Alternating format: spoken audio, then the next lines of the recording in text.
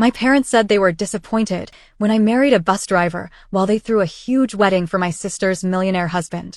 Years later, they showed up at my office, begging, "We have nothing left." I just smiled and replied, "Hi, 41 female, grew up in Ridgewood, New Jersey, in one of those picture-perfect, upper-middle-class families. You know the ones. Clean lawn, country club membership, and a whole lot of image is everything attitude." My dad worked in finance. My mom was mostly a stay-at-home socialite who volunteered here, and they're just enough to have something to say at luncheons.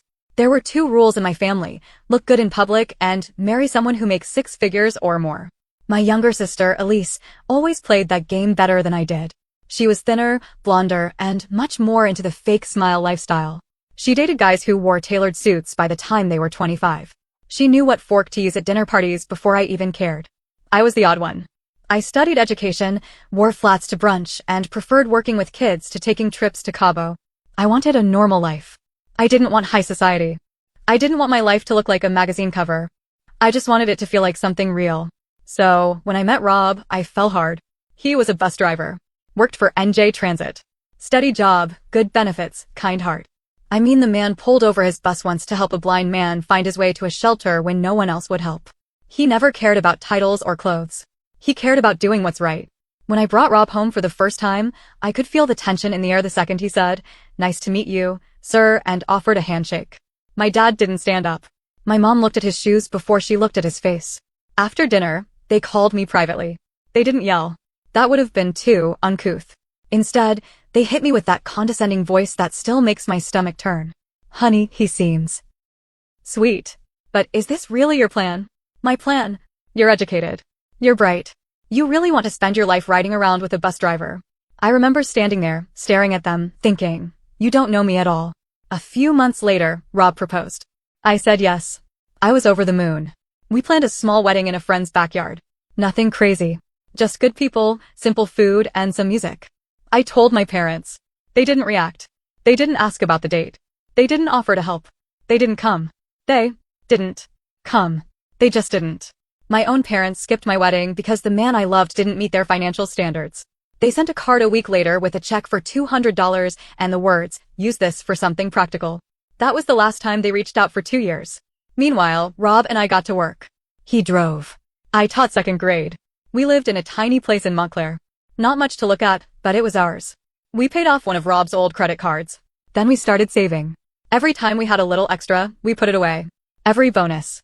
Every overtime shift. Every tutoring gig I picked up. We didn't eat out. We didn't buy new clothes. We just saved. Then, one of the kids in my class came to school crying because her mom got evicted. She was 7 years old and afraid of sleeping in a car. Something inside me broke that day. Rob and I talked. We had about $20,000 saved. Not much. But we decided to buy a small duplex with his uncle's help.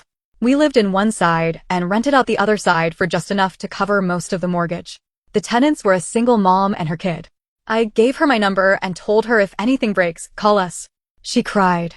We did that again the next year. And the next. 5 years in, we had 6 properties. We weren't making big profit. That wasn't the point. We were breaking even, sometimes even dipping into our own funds for repairs. But these were safe homes for people who had been screwed over by landlords and slumlords and the system. We started calling our little project Quiet Roofs. Because that's what we wanted people to have, a quiet roof over their heads. The local housing authority noticed. A few nonprofits too. Then the city of Newark reached out. I got invited to a roundtable on affordable housing. Rob was invited to speak at a community event. Someone called our project a new model for dignity-based housing. We laughed. It had just been us trying to help. Fast forward a couple more years. I'm now the director of a new city program that helps low-income families get safe housing without jumping through 10 flaming hoops. It's backed by public and private funding. I have an office downtown. I manage a small team. Rob still drives sometimes, but mostly he does community outreach now. He loves it. Then came the crash. Elise's perfect husband, let's call him Chad, ran some crypto-adjacent fund that blew up when the market tanked. Turns out he'd been in over his head for years. They had private chefs, personal shoppers, and a damn house manager. All of it was leveraged to hell. My parents had invested with him. Not just a little. Their retirement fund, gone. House, gone. They sold it in a panic and moved into a condo that looked like it hadn't been updated since 1994. Elise divorced Chad within months. Moved back home. I hadn't spoken to them in a long time. My mom liked a few of my Facebook posts about housing stuff, but never commented. My dad? Radio silence. Then one Thursday afternoon, they showed up. Not at my house. At my office. They were sitting in the lobby when my assistant called me.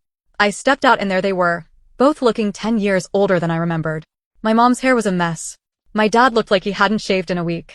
They stood when they saw me. My mom said, "Can we talk?" And my dad just said, "We have nothing left." I didn't say anything at first.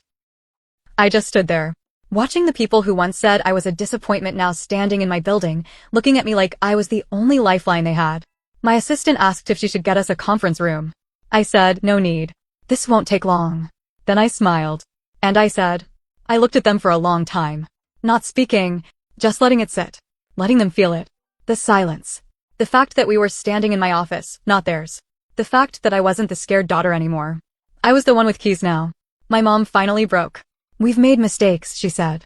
Her voice was thin. She was clutching a knockoff designer purse, one I could spot from a mile away. "We need your help." My dad cleared his throat. "I know this is awkward, but we're in a tough spot." I leaned against the wall and crossed my arms. Tough like skipping your daughter's wedding? Or tough like watching the guy you said wasn't good enough carry your groceries when you didn't know we were behind you last week at ShopRite? They didn't answer. So I kept going. You know what was tough? Working 3 jobs while you acted like I didn't exist. Or watching you blow $75,000 on Elise's wedding while I couldn't afford a new water heater. I didn't yell. I didn't cry. My voice was flat. The kind of voice people use when they're done. My mom tried again. "We thought we were doing what was best. For you. We didn't understand. You didn't try to." My dad stepped in. "We made some bad calls. Chad, he told us everything was covered. We invested because we trusted him. The SEC is investigating him now. We could lose even more." I raised my eyebrows. "So you want me to fix it?" They both looked down. I could feel it coming. The real reason. "We need a place to stay," my mom whispered. "We're behind on the condo. They're threatening to evict." I almost laughed. "You want to move into my housing program?" They flinched. My dad looked angry now. "We're not asking for charity. Just something temporary. A chance to get back on our feet." "You think I give handouts?" I said. "Because I don't. Everyone in our properties goes through screening. Background check. Income check. Rental history. I treat my tenants with dignity, which means I treat everyone the same." He shook his head. "You'd really do this? To your own parents?" I leaned in. "You did it first." I turned to go back to my office. But something made me stop.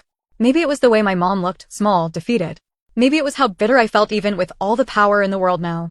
I don't know. I told myself I didn't care. But then the next day, Elise called me. Which was weird, because she hadn't in years. Not a text. Not a call. Nothing. She said she wanted to meet. Coffee. Nothing heavy. I almost said no. But curiosity got the better of me. We met at this tiny spot near Rutgers campus.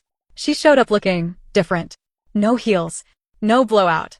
She looked like someone who'd been humbled, like life finally punched her in the face and she hadn't recovered yet. She didn't waste time. "They're not telling you the whole truth," she said. I stared at her. "What truth?" She dropped her eyes to the coffee. "Chad didn't just screw up investments. He borrowed money in my name. Took out loans. I signed things I shouldn't have. He said it was for the wedding, or the renovations, or just temporary. Turns out he was covering losses for years. My credit is shot. I have debt collectors calling me at all hours." I blinked. "Why are you telling me this?" "Because mom and dad co-signed on some of the loans too. And they were in it way deeper than they're telling you. They knew what he was doing. They just didn't care as long as it looked like we were rich." I sat back. It hit me like a slap. "They knew." She nodded. "Dad even encouraged Chad to take bigger risks. Said, that's how you win. And when it crashed, they blamed me. Said I should have known better. Now they're trying to guilt you into saving them."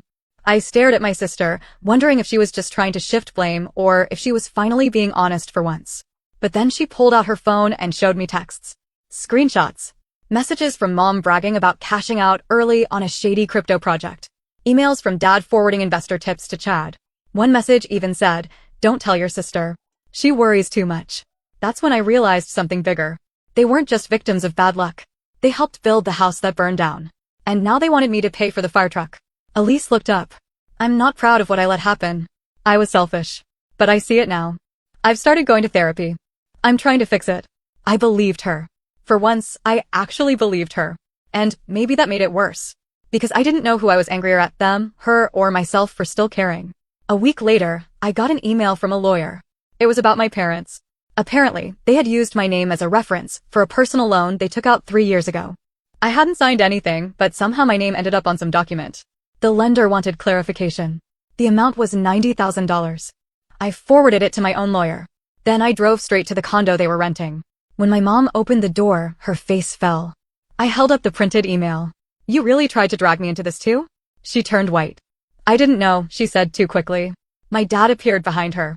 "You're overreacting." "No," I said. "You're under arrested." He didn't like that. We stood in the hallway, silent. Just like that night after my wedding. Except this time, I was the one walking away. They didn't know I'd already filed a fraud report. They didn't know I'd gone to the lender directly and requested all records involving my name. They didn't know that the one daughter they thought was a disappointment was now a partner on a local legal committee fighting financial abuse. And they sure as hell didn't know what was coming next. I didn't plan to drag it out. I thought I'd get the paperwork, clear my name, and cut them off for good. That was the plan. Quick, clean, done. But then something strange happened. The bank sent over the documents with my signature on them. And it wasn't just a bad forgery. It was my actual signature. I stared at the page for a full minute, feeling my stomach drop. Because I remembered signing it. 3 years ago. Christmas. I was at their old house, the one they sold. I was visiting out of guilt. They'd been trying, back then, inviting me to dinner, pretending things were normal. My dad had slid some forms across the table and said it was just a quick favor. You'd be doing us a big help. I didn't read them. I remember that now. I just signed because I wanted to get it over with and leave. I assumed it was a reference form for something small, maybe a background check. I didn't know I was signing on to a $90,000 personal loan. I felt sick. I called my lawyer immediately. He reviewed the papers and confirmed it. I had technically co-signed. Because I didn't read. Because I trusted, even just a little. Now I was on the hook unless I could prove they misled me. My parents had always been snakes in nice clothes. But this was new. This was betrayal with teeth. I called Elise. She answered on the first ring. I told her everything. She went quiet. Then she said, "You need to check the other documents." "What other documents?" She hesitated. Then, "Remember when Dad asked you to sign a release form for his life insurance policy back when he had surgery?" I did. "Go look at that too." My heart started pounding. I dug through old emails, old drawers, old boxes in the closet. I found the copy of that so-called release form. It wasn't a release form. It was a guarantor form for a business line of credit, $120,000. Also active. Also signed. Also under my name. That one was tied to a now-defunct LLC that Chad had opened, probably to funnel crypto money through. The address was Elise's old apartment. The contact number had been disconnected. And guess who the backup email belonged to? My father. I sat in my living room for hours, just staring at the walls. Rage wasn't even the word anymore. It was something deeper. Heavier. I felt used. Stupid. Numb. They hadn't just abandoned me. They had targeted me. I was the safe one. The quiet daughter. The one with no drama. The one who wouldn't fight back. They had bet on me staying silent. They had miscalculated. I went back to my lawyer, handed over everything and said, "Whatever it takes. Burn it down." He filed fraud complaints. Sent cease and desist letters. Reached out to the lenders to start the process of voiding those loans. It wouldn't be easy. I'd have to testify. Possibly sue my own parents. Possibly go public. I was ready. But here's where it gets weirder. A few days later, my assistant buzzed me at work. "There's someone here asking for you." I was already bracing for my parents. But it wasn't them. It was Chad. Looking like absolute hell. I almost didn't recognize him. He used to walk around like he owned the air. Now he looked like he hadn't slept in a week. Greasy hair, sweat stains, hollow eyes. He asked to speak with me privately. I said no. He said, "It's about your parents." Now I was listening. We went to the parking lot. Neutral ground. He lit his cigarette with shaking hands and said, "They tried to do it to me too." I waited. After Elise left, they begged me to invest in this last thing. Some real estate project. Said it would save everything. I said no. Then suddenly I had a new credit card in my name I never signed up for. I called the bank. Guess who was listed as authorized to use it? I already knew. "Your dad," he said. "Your mom was the one who called in the activation." He flicked ash to the ground and looked up at me. "They're not just desperate. They're dangerous." I wanted to scream. Or cry. Or hit something. Instead, I asked him one question. "Why are you telling me this now?" He laughed, bitter and hollow. "Because they burned me too. And I don't have anyone left. Not even Elise." I walked away without saying anything else. I didn't owe him a thing. But what he said kept circling in my head. They weren't just sinking. They were clawing at everyone around them to pull them under too. So I got to work. I contacted the fraud division at the bank. Pulled every single document I could find from the last 5 years. I opened a full background investigation through my nonprofit connections. And that's when it hit me, they hadn't just used me. They'd used other people, too. Elise had been a pawn. Chad had been bait. I was the safety net. But there were others. My aunt in Pennsylvania. A family friend in Boca. An old neighbor from when we were kids. She'd co-signed something years ago and lost her house when payments stopped. This wasn't just family drama anymore. This was a pattern. They had a history of leveraging trust for personal gain. And I had the paper trail now. Still no ending. But the storm was just starting. I didn't sleep the night I found the paper trail. It sat on my desk in a thick folder, proof of years of deceit, manipulation, forged signatures, and weaponized trust. My name was everywhere, tied to loans I never agreed to, credit lines I never opened, insurance policies I didn't know existed. And it wasn't just me. I called Elise, told her I needed her. She came right away. We sat on the floor of my living room, papers spread out between us like pieces of a jigsaw puzzle we were terrified to finish. As we flipped through the evidence, I watched her face change. She looked younger somehow. Not in a good way, more like a child realizing monsters are real. We both knew it was time. So we set it up. We invited our parents to dinner. Neutral place. Not home. Not the office. A small private dining room in a local restaurant in Montclair. Elise said we should give them one chance to explain themselves. One. They arrived first. My dad in his old blazer, my mom in pearls like she was trying to remind us who she used to be. We walked in. Sat down. Didn't even order drinks. I placed the folder on the table and said, "Open it." My dad didn't move. My mom reached out but hesitated. Elise pushed it toward them. Inside, copies of every document. Every signature. Every loan. Every fake application. Emails. Notes. Timeline. Cross-referenced. It was all there. My dad looked up first. "I don't know what you think this proves." I blinked slowly. "It proves you used me. And not just me. Aunt Rachel. Mrs. Conway. Elise." My mom tried to interrupt. "We didn't. You forged my signature on 2 loans totaling over $200,000, I said, my voice sharp now.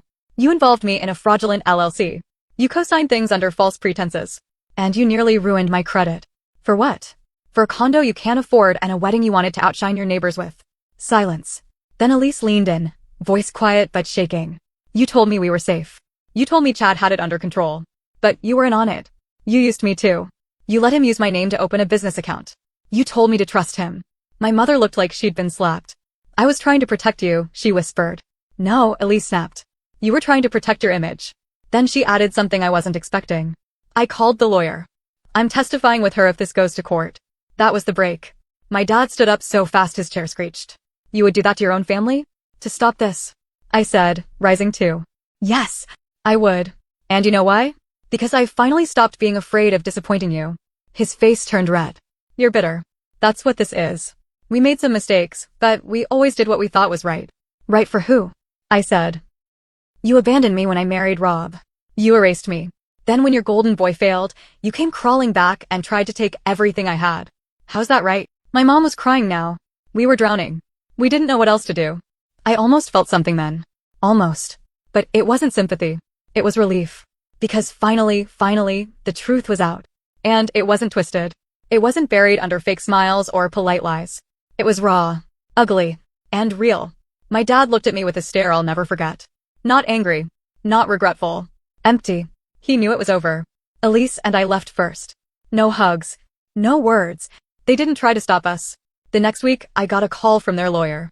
They were offering to settle privately, to sign over the condo, forfeit any claims, withdraw their use of my name. No apology. Just damage control. I took the deal. I didn't want their things. I wanted distance. Elise moved into one of our units. Not out of pity, she pays full rent. But now she's helping with outreach. She started a financial literacy program for single moms. We're not best friends, but we're something. Maybe for the first time. A few weeks ago, I saw my mom at the grocery store. She was in the self-checkout line, staring at the screen like it was a puzzle she couldn't solve. She saw me. Smiled, just barely. I didn't smile back. I'm not angry anymore. But I'm not healed, either. People say family is forever. But sometimes, forever just means the pain lasts longer. I've learned that love without boundaries isn't love. It's control. And forgiveness without change isn't peace. It's permission.